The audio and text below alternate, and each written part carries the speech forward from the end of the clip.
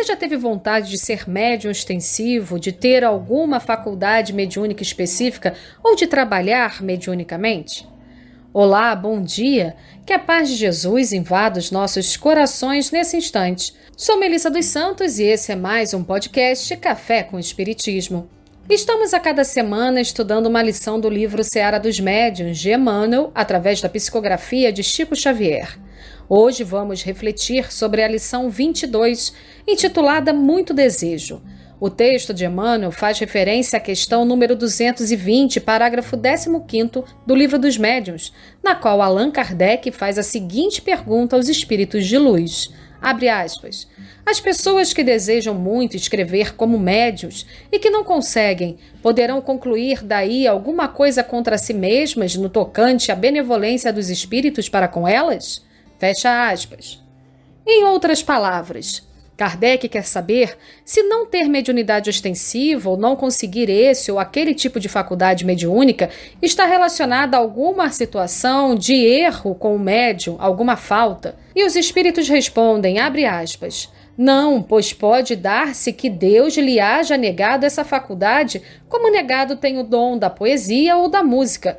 Porém, se não forem objeto desse favor, podem ter sido de outros. Fecha aspas.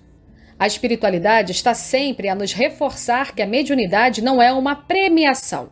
É algo necessário para o nosso crescimento. É um instrumento de trabalho no bem, quando nós necessitamos disso para aproveitar e amadurecer melhor nessa jornada.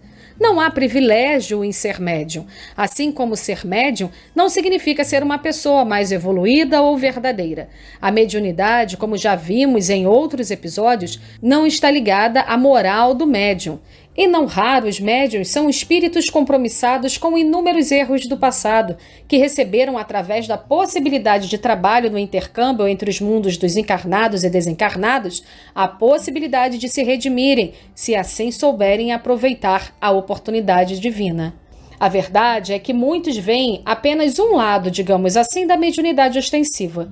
O destaque que determinados médiuns ganham, a fama até que uns se aproveitam e deixam o lado da vida de sacrifícios e de luta que muitos médiuns ostensivos têm.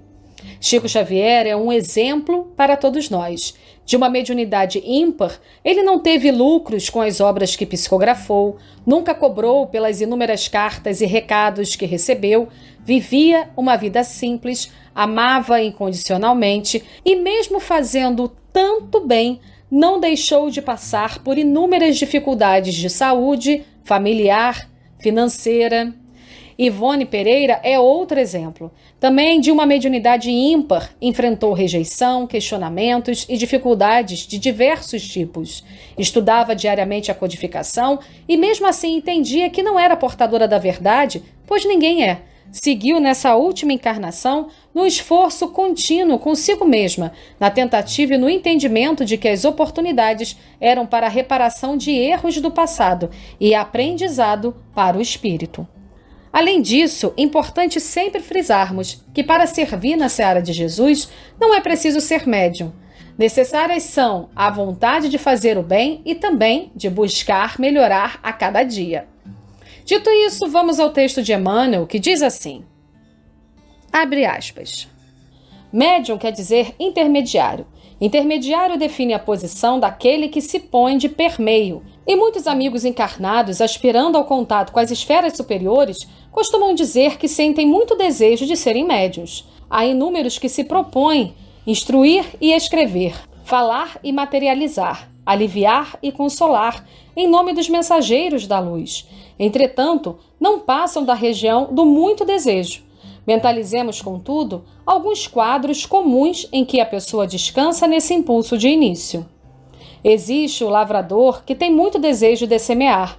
Entretanto, passa a existência discutindo teorias da agricultura ou comentando algo em torno das pragas diversas que flagelam a lavoura e espera indevidamente o instante de plantar, como se a terra devesse deslocar-se para colher-lhe as sementes das mãos. Encontramos o olheiro que mostra muito desejo de fabricar um vaso de eleição, mas consome o tempo falando das dificuldades da cerâmica e nos perigos do forno quente. e aguarda em constante expectativa a hora de modelar, como se a argila estivesse na obrigação de buscar-lhe os dedos. Imaginemos o trabalhador que enunciasse muito desejo de cooperar em determinada oficina e que, aí admitido, simplesmente vivesse a policiar a atitude e o movimento dos chefes e companheiros, qual se pudesse cumprir o próprio dever à custa da observação inoperante que ninguém lhe pediu. Pensemos no aluno que chegasse à escola com muito desejo de aprender e que não manuseasse sequer um livro, qual se o professor pudesse pregar-lhe a lição na cabeça, como quem dependura um cartaz no poste. Se aspiras a colaborar na obra dos espíritos benevolentes e sábios, coloca-te entre eles e os irmãos encarnados, e é possível não possas, de imediato, partilhar a sinfonia dos grandes feitos humanos, mas podes brilhar na tarefa mais alta de todas, a expressar-se no concerto do bem puro, consolando e construindo, amparando e esclarecendo, educando e amando. Para isso, porém, não basta muito desejo. É preciso reverenciar o serviço, buscar o serviço, disputar o serviço e abraçar o serviço com o espírito de renúncia em favor do próximo. Muitos dizem que farão isso amanhã. Realmente amanhã é o tempo glorioso de nome por vir, destinado a marcar o coroamento e a vitória, a colheita e a alegria. Entretanto, segundo o velho rifão, em muitos casos, amanhã é o caminho que vai dar no deserto chamado nunca.